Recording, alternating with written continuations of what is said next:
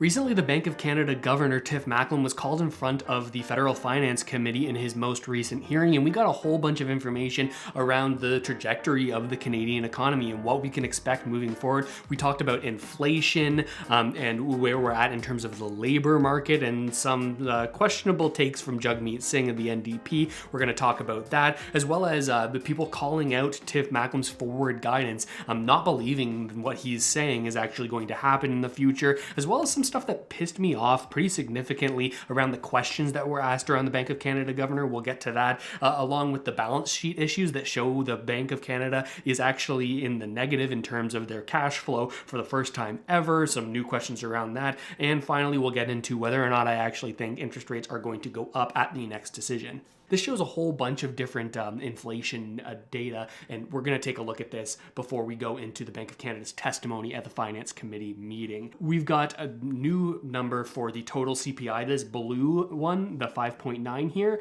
That's where inflation came in recently, lower than expectation after we got a 6.3 print back in December of 2022. The January numbers came in at 5.9, largely due to some of the more volatile elements coming down in price, right? We see the energy prices coming down a little bit here, and that's something that sort of contributed to this. And we can see the total CPI getting closer to that CPI trim number, which is the entire CPI, but trimming out some of the most volatile elements, including energy, and also, I believe, including food prices, if I'm not mistaken. So that's interesting to see. With inflation above 6%, we're still a long way from our 2% target. But inflation is turning the corner. Monetary policy is working. Okay, so some interesting notes there to start from Tiff Macklem. They said, hey, we are pausing. This is our short-term pause here. We want to make sure that the incredible rate that we've been raising interest rates isn't going to have an extreme effect on the economy. We think that it's going to trickle into the economy over time, and that the interest rate sensitive industries like real estate have already been heavily impacted, and it's a matter of time before we see that in other areas of the economy. The Canadian economy remains overheated and clearly in excess demand, and this continues to put upward pressure on many domestic prices. A broad range of labor market indicators have also shown only moderate signs of easing. Another important thing to note here, right? They're talking about how we're seeing that there is still excess demand in the economy. One of the key things that he said there also was that there is still excess labor market tightness, right? There's not slack in the labor market. We're still seeing more wage increases than we would expect to see. It's still easier or harder to hire people, easier to get a job than we would expect it to be at this point. So they're expecting that to come down. They were sort of shocked by the jobs numbers last month when we saw that they were far higher than expected, right? That you'd think that if you raise interest rates significantly, that the jobs numbers would go down as a result of that. That's kind of what they're banking on, right? They need to make sure there's less demand in the market so that businesses can't pass on expenses as quickly to consumers for fear that they'll go to a competitor, right? When demand is sky high, businesses can crank up their prices far more quickly. This is what the Bank of Canada governor has sort of been saying for the past month or so. Now, something that frustrated me pretty significantly was this bad take from the leader of the NDP, Jagmeet Singh. I'll read the tweet here first, and then I'll explain why I'm so frustrated by it. He says, the Bank of Canada finally recognized that wealthy CEOs might be using inflation as a cover to raise food prices, leading to more inflation. Their only answer, raise interest rates, making your rent and mortgage more expensive. Where are Justin Trudeau or Pierre Poilievre? Of course, this is one of the main things that the NDP have been rallying around as of late, saying that wealthy grocery CEOs are gouging consumers and causing more inflation. And he's saying that the Bank of Canada hasn't been recognizing this. They've been blaming workers and wage increases on inflation, but haven't been talking about how businesses can increase inflation as well. But actually, the Bank of Canada has been talking about this for months now, talking about how when we have high demand for goods, businesses can more easily pass along these costs. Yeah, so that's the main argument here. Like the NDP are saying, well, we've talked about like wage prices being higher and how that could impact demand and how that could be inflationary. But how come you're not talking about businesses who raise prices? And to that, Tiff Macklem is saying, well, actually, we are talking about that. We're saying that when there is so much demand in the economy, businesses can pass on expenses without fear of losing those customers because there's so much demand that even if some of them go to their competitor, they're not going to be able to fulfill the total demand. So he's saying we need to make it so that the supply-demand balance is back where it should be. In other words, make Canadians feel more poor or provide more supply to satiate that demand, so that like we get back to a balance so that businesses can't pass on those expenses as easily. That's what the Bank of Canada is hoping happens, that with their raised interest rates, everyone feels more poor, people spend less, and that's the sort of run-on effect that happens. We also have to talk about how the Bank of Canada's credibility is under attack, something you're going to see in this next clip I'm going to show you when a Conservative member of Parliament sort of calls his credibility into question, largely around one of their largest and most impactful tools, which is forward guidance, or in other words, telling Canadians what's going to happen in the future to get them to act in a certain way. We've seen them say one thing in the past and then do something different, so that's what people are worried about as of today. The decline in inflation since the summer is welcome relief for many Canadians who are struggling to keep up with the rising cost of living. But at more than 6%, inflation remains too high. To fight inflation, the Bank of Canada responded forcefully, raising our policy interest rate from 0.25% a year ago to 4.5% today. That is working to reduce demand and rebalance the economy. We're still a long way from our inflation target, but recent developments have reinforced our confidence that inflation is coming down. And we are committed to getting inflation all the way back to the 2% target so Canadians can once again count on low, stable, and predictable inflation and sustainable economic growth. Of course, obviously, putting forward that message that, hey, this is working, we're doing our job here, of course, because expectations have a big impact on where the economy goes and where inflation goes, right? That's one of the key tools that the Bank of Canada has, is their language that they use to talk to the Canadian consumer. Some of the Conservatives call out Tiff on his past forward guidance, where he said that interest rates were going to be low for a very long time. This is the term that people use, forward guidance, forward guidance. The Bank of Canada has only a couple tools, or I think we can probably break it down to 3 tools. Their 3 tools are interest rates, changing what the overnight rate is, so people can lend and borrow for either higher or lower interest rates, of course. The second one, quantitative easing and quantitative tightening. I'm not going to go down the rabbit hole on explaining that, but money printer goes burr versus eliminating money from the system. And the third one is their forward guidance, the language they use to try to get Canadians to act in a certain way. And this point here, I think, gets more into that, at least briefly here. So in July 2020, you told Canadians, quote, if you've got a mortgage or if you're considering making a major purchase or you're a business and you're considering making an investment, you can be confident rates will be low for a long time.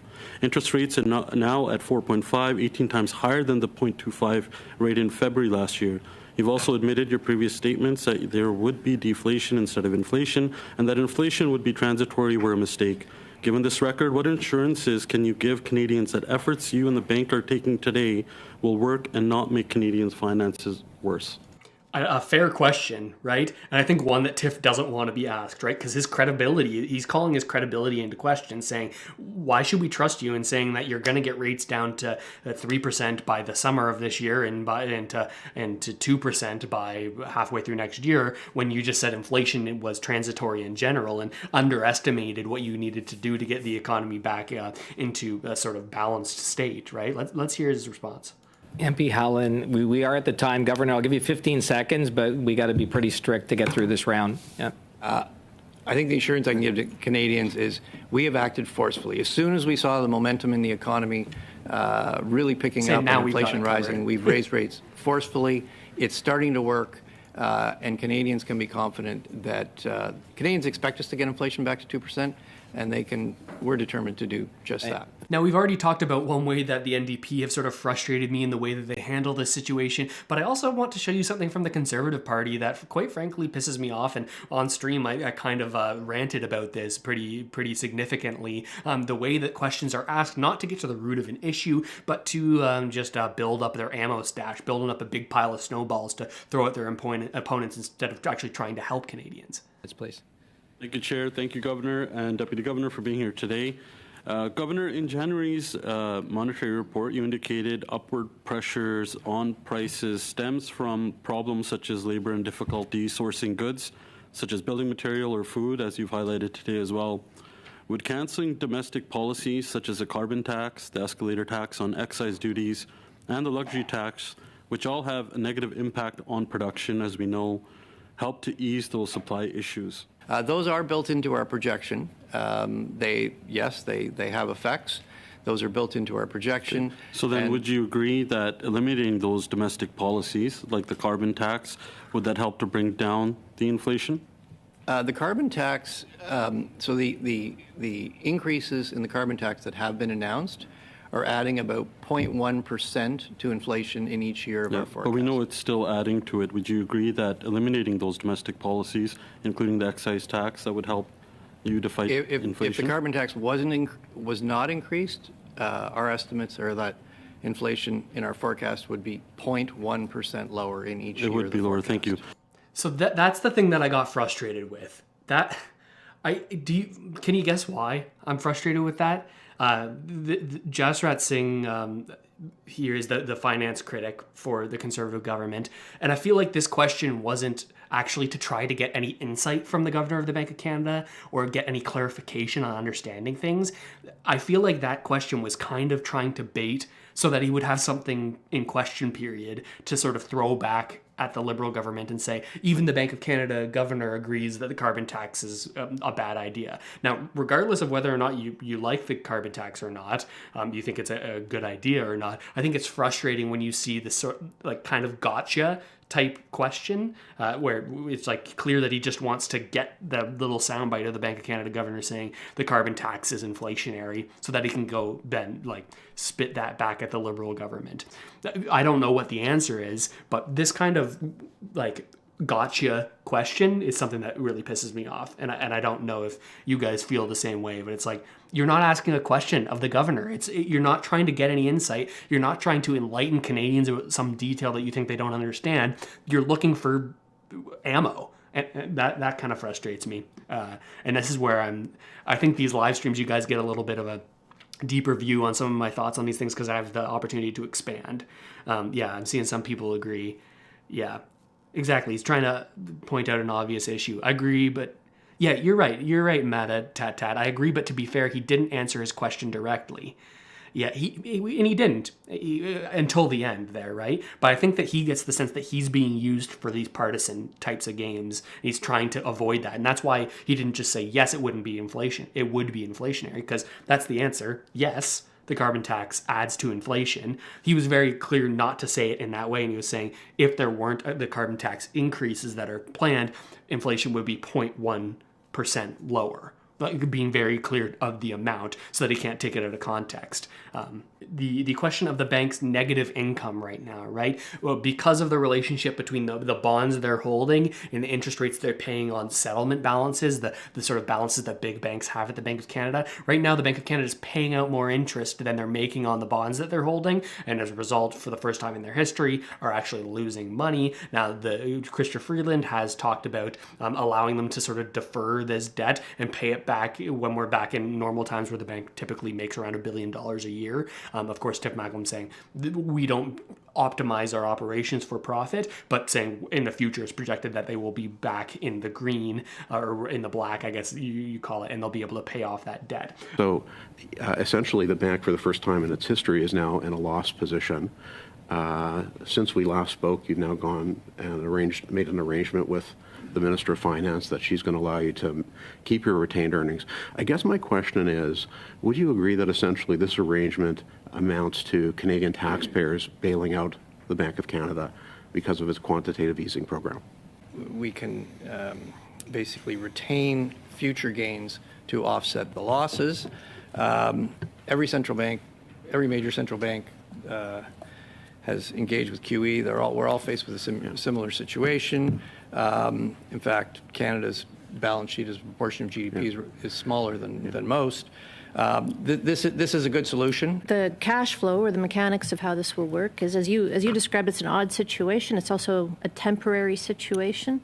So in normal operations in a normal year, the bank would return about $1 billion to government or to taxpayers, as you've described it, for a brief period of time until we run off the settlement balances We expect we're already down about half, so we expect that'll continue to go down. But for that brief period of time, we will run a loss. Now, I personally don't look at the way the Bank of Canada is going into debt as a tax on Canadian taxpayers or an additional payment that taxpayers are having to subsidize because of the history of this, right? Typically, these central banks in the past years have been giving billions of dollars that reduce the federal balance sheet, reduce the depth of the deficit that the government runs. So now when the tables have turned and we're in a different economic environment, it's not really fair to say that this is falling on the shoulders of the taxpayer when this is all kind of fake money when you're talking about the Bank of Canada and their balance sheet, right? They can sort of have a negative balance and not have it impact average Canadians as they pay that off over time.